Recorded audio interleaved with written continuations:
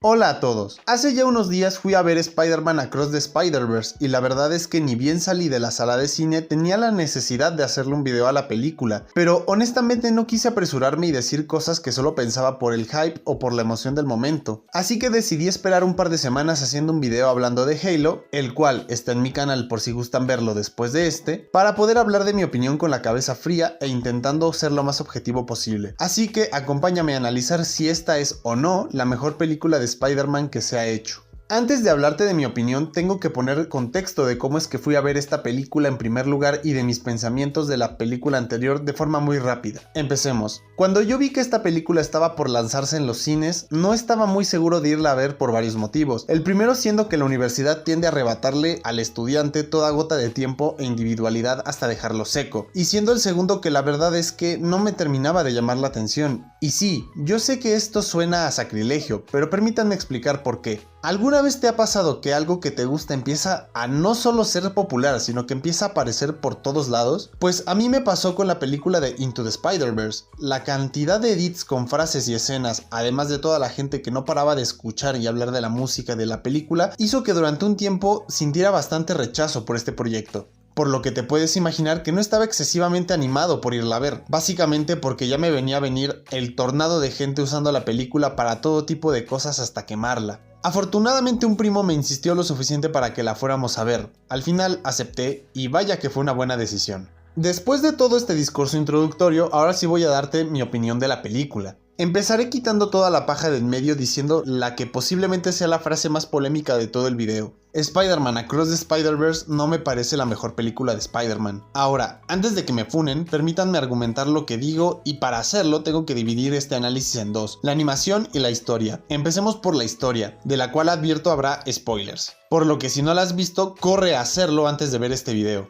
Ahora sí, una vez dicho esto, esta película empieza mostrándonos cómo Spider-Gwen vive y hace de Spider-Woman en su universo, dándonos a entender que a pesar de que su amistad con Miles es importante, el hecho de no poder estar con él hace que su vida gire en torno a buscar algo de lo que formar parte, cosa que se nos muestra por cómo va de banda en banda sin poder adaptarse a ninguna, dicho por la propia Gwen. Otra cosa que se nos muestra y que creo que da mucho jugo para una película en solitario de este personaje es su relación con su padre, la cual se ve conflictuada por los sentimientos de la propia Gwen por el hecho de que su papá, al ser policía, piensa que es ella quien desvivió a su mejor amigo Peter Parker, por lo que está constantemente buscando arrestar a Spider-Woman sin saber que es su propia hija. Después de que, en una serie de eventos desafortunados, Gwen acaba revelándole su identidad a su padre, esta acaba con Spider-Man 2099 para que su papá no la arreste, en la que ya de entrada me pareció una de las mejores escenas de la película. Posteriormente se nos muestra cómo Miles ya se ha adaptado de buena manera a su rol como Spider-Man. Lo vemos hacer cosas de superhéroe aquí y allá, hasta que llegamos a lo que podríamos llamar como el momento de la suerte Parker, que para efectos de realismo deberíamos llamar la suerte Spider-Man, la cual se basa en que cualquiera que esté bajo la máscara está prácticamente condenado a no poder equilibrar su vida personal con su vida de héroe. Después vemos cómo el hecho de tener que estarse enfrentando constantemente contra los villanos en la ciudad lo hacen llegar tarde a una fiesta importante para su familia, por lo que tiene un roce con sus padres que le provoca un castigo. Después aparece Gwen, quien de forma bastante desconsiderada sonsaca a Miles para que se escape con ella a dar un paseo a pesar del castigo. Después de esto, Gwen parece estarle ocultando algo a Miles, por lo que cuando llega el momento de irse, él la sigue y descubre que ella al parecer tenía otros asuntos en su universo además de visitarlo. Cuando ella procede a irse, Miles no puede quedarse quieto y decide ir tras ella, lo cual termina degenerando en los problemas de la película. Tras algunas peripecias multiversales, Miles acaba rompiendo un evento canónico, tras salvar a alguien cuyo destino era perecer. Y sí, yo sé que la palabra perecer suena demasiado pretenciosa, pero la uso porque si no YouTube se pone dramático. Esto le acaba trayendo problemas con Miguel O'Hara, el Spider-Man 2099, el cual procede a explicarle a Miles y a la audiencia qué son los eventos canónicos. Ah, y por cierto, en el inter de lo que ocurre todo esto se nos revela que Peter B. Parker ya tiene una hija con MJ, lo cual me parece simplemente maravilloso, ya que hicieron algo que a Marvel le da terror hacer, lo cual es dejar a Peter vivir una vida sin la necesidad de estancarlo como el eterno adolescente / adulto joven que estamos acostumbrados a ver. Esto es en buena medida porque el aspecto juvenil de esta historia recae en los hombros de Miles y Gwen, siendo que Peter, pese a ser importante, es un personaje secundario en esta historia, pero igual se agradece que lo hicieran. Pero volviendo a los eventos canónicos, Spider-Man 2099 nos explica qué onda con esto y nos dice que son todos esos eventos que están destinados a sucederle a todos aquellos que portan el manto arácnido y que sirven para forjarlos y llevarlos a ser el faro de esperanza que este personaje tiende a ser en casi todos los universos. Además, si estos eventos se evitan, pueden llevar a la destrucción del universo donde tenían que darse. Y puntos extra por mostrarnos a los Spider-Mans de Andrew y Tobey, ya que nos muestra que estos, a pesar de ser versiones live action, siguen formando parte de esta red de la vida que es el Spider-Verso. Además de esto, la mención a los eventos de No Way Home al principio de la película y la aparición de Donald Glover también están bien. Después de todo esto, se le explica a Miles que se acerca un evento canónico que lo va a afectar personalmente, el cual es la pérdida de su papá a manos de la Mancha, el cual es el villano de la película y del cual hablaremos después. Cuando Miles se entera de esto, reacciona como cualquier persona cuerda y decide que tiene que hacer algo para salvar a su papá. El resto de Spider-Mans, guiados por Miguel O'Hara, al entender que esto rompería el canon, deciden evitar que Miles haga algo a toda costa, y es aquí donde empiezan los problemas. A ver, yo puedo entender que Spider-Man 2099 y el resto de Spider-Man se estén dispuestos a dejar que el papá de Miles se vaya a conocer a Maradona, pero ¿Peter? Los cimientos ideológicos del personaje literalmente giran alrededor de hacer hasta lo imposible por intentar salvarlos a todos, y si bien esto no siempre es posible, no es porque no se haya intentado. Sinceramente me molesta que este personaje en cierto punto estuviera dispuesto a ayudar a que Miles no pudiera salvar a su papá, y no porque esto vaya en contra de la naturaleza de Spider-Man. Spider-Mans de moral gris los hemos visto muchísimo en los cómics. Creo que realmente esta decisión va en contra de la naturaleza de Peter Parker, o por lo menos del Peter Parker de la Tierra 616, que es el principal de todos y que en teoría es el que vemos en la película. Este me parece un mal ejemplo de cómo para hacer brillar a un personaje se hacen los locos con características que siempre han sido parte de otro personaje igual de importante. Personalmente creo que si Peter hubiera ayudado a Miles a escapar en lugar de hacerse el tonto, las cosas tendrían más sentido. Además de que no hubiera afectado la progresión de la historia, ya que, aunque estamos hablando del que posiblemente sea el Spider-Man más experimentado de la película, no hubiera podido hacer mucho en contra de esos Spider-Mans que estaban ahí. Pero bueno, volviendo a lo que pasó en la película, después de que Miles escape, Gwen es enviada a su propio universo, donde está su papá, quien la confronta en la que posiblemente sea una de las mejores escenas de la película. Su papá le expresa cómo, a pesar de los malentendidos del pasado, él la va a seguir apoyando. Esto llena a Gwen de confianza, por lo que gracias al reloj de viaje multiversal que le da Spider-Punk, ella decide que va a ayudar a Miles con su propio grupo de Spider-Mans, que son básicamente los que vimos en la primera película más el Spider-Man de la India. Y sí, yo sé que dentro de este grupo está evidentemente Peter B. Parker, pero eso no arregla el hecho de que en cierto punto estaba dispuesto a dejar que la desvivisión del papá de Miles ocurriera. De hecho, lo deja peor, ya que se nos da a entender en la secuencia en la que está con MJ y su hija, que si Gwen no lo hubiera ido a buscar, él no hubiera movido un dedo para hacer algo. Después de esto se nos muestra que Miles llegó por error al universo 42, universo del cual proviene la araña que lo picó, y es capturado por su tío, el cual aquí está vivo, y por su versión de este universo, que asumió el manto de The Prowler. Esta escena sinceramente me pareció maravillosa. La forma en la que la música y la animación nos dicen que algo no está bien sin mostrarlo de forma explícita es simplemente algo delicioso. Al final la película concluye con el Spider-Man 2099 y su equipo buscando a Miles. Gwen entrando a un portal con su propio equipo para lo que me imagino será una misión de rescate para Miles y el propio Miles, en lo que parece ser la antesala de un combate con su versión del universo 42. Y es aquí donde llegó otro problema que tengo con esta película, y es el hecho de que la misma no concluye, al menos no de forma satisfactoria para mí. La película se acaba en lo que se siente como lo que debió haber sido el clímax de una película de 3 o 4 horas. La sensación de que esta y su secuela deberían ser una sola película es algo que siempre que lo pienso me incomoda un poco. Se siente como si hubieran cortado la historia con unas tijeras de pollero y lo hubieran lanzado así a los cines. Personalmente creo que una historia, aunque sea la antesala de otra, no tiene y no debería quedar incompleta de esa forma. Tomemos de ejemplo, y que me perdone Thor por lo que voy a decir, pero en las películas de Harry Potter y las Reliquias de la Muerte, parte 1 y 2, esto se maneja mejor. En la primera se nos plantea la búsqueda de los Horrocruxes y ya. Esta es capaz de tener un inicio, un desarrollo y un final que se siente propio a pesar de ser la antesala de otra película. Mientras que la segunda parte de las Reliquias de la Muerte se encarga de entregarnos lo que prácticamente es un combate final de 2 horas. Across the Spider-Verse creo que sí fracasa de una forma bastante fea en este aspecto. He visto gente a la que esto le parece parte de lo que hace genial esta película, pero yo opino que este tipo de historias tienen que funcionar por sí mismas, buscando complementarse para regalarnos un universo lleno de detalles, en lugar de depender una de otra para funcionar de forma individual, por mucho que formen parte de lo que en este caso es una saga de películas. Ahora, después de todo este tiempo hablando de la historia, te habrás dado cuenta de que prácticamente no hablé del villano y del antagonista de la película, los cuales son Spider-Man 2099 y La Mancha. Y no lo hice porque para hablar de lo que me gusta y me molesta de ellos, tengo que hacerlo de forma individual. Empecemos por La Mancha. Este personaje, que resulta ser consecuencia de todo lo que vimos en la primera película, siendo el hilo más directo entre una historia y otra, empieza por ser una burla para Miles, siendo en sus propias palabras el malo de la semana, mientras que La Mancha siente que es el némesis de Spider-Man. Todos estos desprecios de Miles hacia La Mancha acaban haciendo que este quiera venganza para dejar de ser la burla de Miles. Este personaje decide absorber la energía de otros colisionadores similares a los vistos en Into the Spider-Verse que están a lo largo del multiverso, para poder obtener el poder que necesita. Esto es la excusa principal para llevar todo el conflicto a la escala multiversal, y creo que está bastante bien, no se siente forzado y es realmente orgánico. Ahora, con este personaje creo que no tengo ninguna queja seria. Lo más cercano es que sus motivaciones para ser un villano me parecen un poquito absurdas, pero de ahí en fuera me parece que está muy bien trabajado, incluso con el hecho de que no aparezca mucho en la película, ya que realmente el antagonista de esta historia es Spider-Man 2099.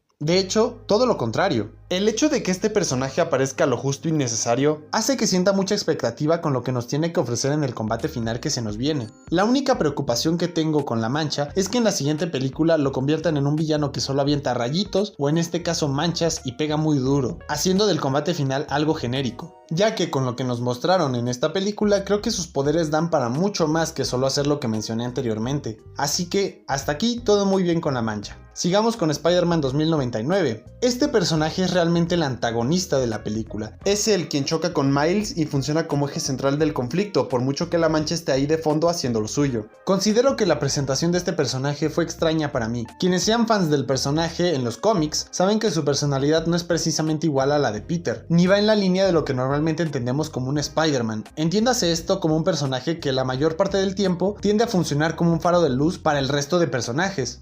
De hecho, Spider-Man 2099 es considerado por muchos más como un antihéroe que como un héroe tradicional, por lo que realmente me sorprendí al ver que esta personalidad se pasó prácticamente igual a la película, incluso diría que se acentuó un poco más. Yo pensaba que se le iba a dar una personalidad un poco más heroica, y es aquí donde entramos al problema más grande que tengo con Spider-Man 2099 en esta película, y es que el hecho de que se le haya dado una forma de ser tan intransigente me pareció algo que, llegado a cierto punto de la película, me pareció desesperante. Entiendo que el personaje se mantenga firme con su forma de pensar, pero verlo confrontar de forma tan violenta a Miles me hizo sentir que realmente lo odiaba. Parecía que solo quería provocarle un daño irreparable a Miles. Yo sé que el trasfondo de la pérdida de su hija está ahí y tiene su peso en la película, pero creo que a ratos el personaje me parecía completamente irracional. De ahí en fuera me pareció un buen antagonista. He visto por ahí que la gente piensa que este no es el verdadero Miguel O'Hara y que se va a terminar revelando como Morlun o algún personaje así, pero creo que no va a ser el caso, y lamentablemente esto huele como el típico personaje que, a pesar de que en un punto estuvo 100% comprometido con su objetivo, de repente es evangelizado por el protagonista en el momento más conveniente para la trama.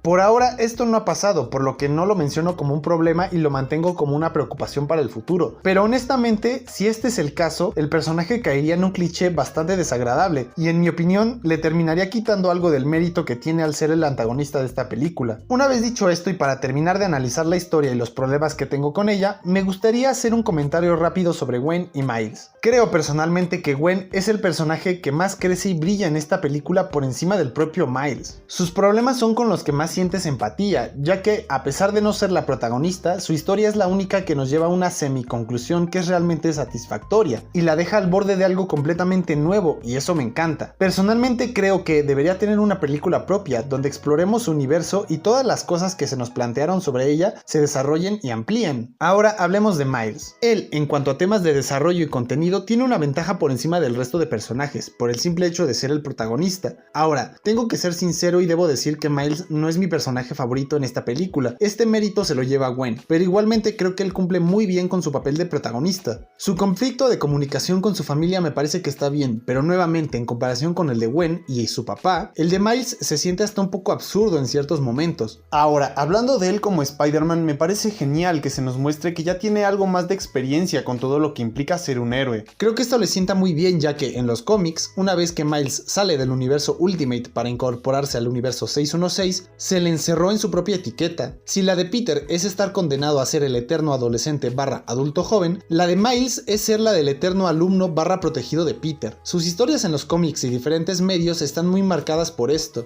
Realmente me parece completamente desagradable que no se le permita tomar vuelo como un Spider-Man completamente preparado, especialmente por el hecho de que durante el poco tiempo que fue el único Spider-Man del universo Ultimate, sí llegó a sentirse como un héroe que podía hacerse cargo de sus propios problemas, cosa que se ve reflejada en la película de forma excelente al darle este boost de experiencia con sus habilidades, que sumado a su personalidad firme lo hacen sentir como ese Miles que no veía desde los cómics de su etapa en Ultimate. Espero que Miles complete su viaje en la siguiente película y nos dé un cambio de paradigma que afecte el resto de sus historias en otros formatos, donde se le dé no solo el protagonismo que se merece, sino además el estatus de héroe que por derecho propio debería tener desde hace ya años. Y con esto termino de analizar a los personajes principales de la película y la historia de la misma, abordando algunos de los problemas principales que tuve con ella. Ahora vamos a analizar la animación de esta película de forma rápida y concluyente, tomando en cuenta que no soy animador, así que espero que me disculpen por cualquier comentario desafortunado que haga. No me gusta pecar de obvio ni simplón, pero la animación de esta película es maravillosa. La forma en la que utilizan todos los recursos que consideramos como tradicionales y los mezclan con otros más innovadores o que no tienden a ser tan comunes resulta completamente cautivador. Creo sinceramente que lo que ya se había logrado en la película anterior lo pulieron en esta dándose el espacio suficiente para experimentar. Realmente me parece que lo que hicieron con esta animación, a menos que algo demasiado extraordinario pase, es perfectamente digno de un Oscar. Me encantó que buscaran de forma deliberada salirse del molde, como por ejemplo la animación hecha con acuarelas que le da un toque mágico a las escenas que lo utilizan. Los escenarios que involucran a Spider-Gwen tienen la característica de que cambian su paleta de colores y hasta diseños en función de las emociones del personaje, algo que dota de vida y personalidad a todo lo que tenga que ver con Gwen. Y si bien creo que en ocasiones algunos escenarios en algunas escenas pueden llegar a ser muy simples para mi gusto, estas son cosas que no afectan realmente la calidad del trabajo realizado. Además de esto, un personaje con quien tengo una queja en cuanto a su animación, cosa curiosa porque es uno de los personajes que la mayoría amo por su diseño, es Hobie Brown, el Spider-Punk. La queja que tengo con este personaje es que su animación, en la búsqueda de representar el aspecto anárquico del personaje, puede llegar a ser demasiado caótica. Esto puede parecer que está de más, ya que la animación de este personaje va en función de su personalidad, como lo mencioné anteriormente, pero honestamente en algunas de las escenas en las que aparece me costó trabajo interpretar qué rayos estaba haciendo, y por momentos se sentía como ruido visual molesto. Y esto, por mucho que vaya de la mano con la forma de ser del personaje, me parece que juega un poco en detrimento de lo bien logrados que están los demás aspectos de la animación cuando este personaje aparece. Creo que si le hubieran bajado un poquito el aspecto caótico del movimiento en la animación de Hobie, todo hubiera quedado un poquito mejor. Pero lamentablemente no todo lo que brilla es oro, y si bien tengo quejas superficiales con la animación, las cuales les acabo de contar, hay un problemón que no podemos ignorar, y que es en buena medida la forma en la que se obtuvo el resultado final de esta película. Y sí amigos, estoy hablando del crunch. Este mal que aqueja a toda la industria del entretenimiento hace su aparición también en esta película. Recientemente un animador que trabajó en Across the Spider-Verse salió a hablar para un medio estadounidense, en el que reveló las condiciones brutales de trabajo que él y sus compañeros tenían que aguantar. Según lo que salió a la luz, el trabajador cuenta que les imponían jornadas laborales de hasta 11 horas por día los 7 días de la semana. Sumado a esto, también contó que se les podía llegar a obligar a rehacer escenas de la película que ya estaban terminadas más de 5 veces. Todo esto ocasionaría la renuncia estimada de unos 100 animadores durante la realización de la película. Cifras bastante alarmantes y que nos enseñan la brutal realidad que las personas que trabajan en este tipo de películas pueden llegar a vivir. Lamentablemente, como fans, no hay mucho que podamos hacer para evitar este tipo de problemas. Lo mínimo que podemos hacer es no participar de esto invisibilizando el tema viendo para otro lado. Honestamente creo que la mayoría de fans estaríamos dispuestos a esperar 1 o 2 años más para ver estas películas, si eso garantiza no solo el buen resultado final del producto, sino además la dignidad de las personas que están involucradas en su realización. Pero bueno, una vez dicho todo esto, toca darles mi conclusión general acerca de esta película. Después de repasarlo absolutamente todo y decirles de forma específica los problemas que tengo con Across the Spider-Verse, debo decir que esta no es una película perfecta como muchos quieren venderla, al menos no para mí. Para nada es un mal producto, todo lo contrario, es excelente. Pero tampoco me parece la mejor película de Spider-Man. Creo que hay otras que logran mostrarnos de forma más satisfactoria y fuerte no solo lo que implica ser Spider-Man, sino también lo que implica ser la persona que tiene que cargar con la responsabilidad de serlo. Esta película, con todo lo buena que es, siempre va a ser la que pudo ser la mejor de todas, pero por diversos motivos no lo fue. Y es que con todos los problemas que mencioné, siendo el más fuerte el hecho de que el final de la historia se siente como el que debió ser el clímax de una película más larga, es verdad que los problemas que tiene no son muchos, hasta el punto que creo que esta película sin lugar a dudas ocuparía de forma completamente justa el tercer lugar en un top 3 de las mejores películas de Spider-Man. Sé que parece un lugar bajo para una película brillante, pero tiene cosas que sencillamente no me permiten verla como la mejor. Pero bueno, es con esto que termino mi análisis de Spider-Man Across the Spider-Verse. ¿Qué te pareció? ¿Estás de acuerdo o en desacuerdo conmigo? En cualquiera de los dos casos déjame un comentario con tu opinión. Y si el video te gustó deja tu like y suscríbete, ya que pronto estaré trayendo más videos de este y otros temas interesantes. Hasta la próxima.